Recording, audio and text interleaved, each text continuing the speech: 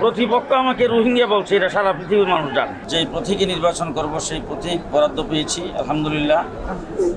এই নির্বাচনে জনগণের যে উৎসাহ উদ্দীপনা এবং এটা যেন আজকে অন্তত 17 বছর পরে মানুষ ভোট দেওয়ার সুযোগ পেয়েছেন এবং তার সাথে সাথে গত 17 বছরে বাংলাদেশের লক্ষ লক্ষ নবীন ভোটার হয়েছে, তাদের মধ্যে উদ্দীপনাটা আশা আকাঙ্ক্ষাটা একটু বেশি দেখা যাচ্ছে।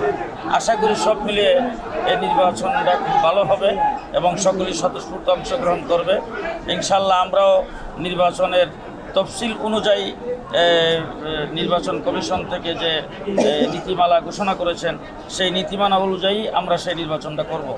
আমাকে বিএনপি জোট থেকে মনোনয়ন দেওয়া হয়েছে।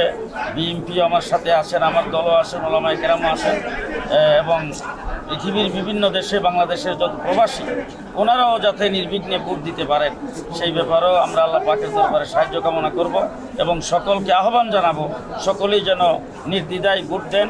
প্রবাসীরা যারা আছে তারাও যেন ভোট দেন। বিষয়টা হলো, 1 নম্বর হলো যে আমার বিরুদ্ধে কোনো অভিযোগ করেছেন আমি অফিসিয়ালি এখনও জানতে পারি না।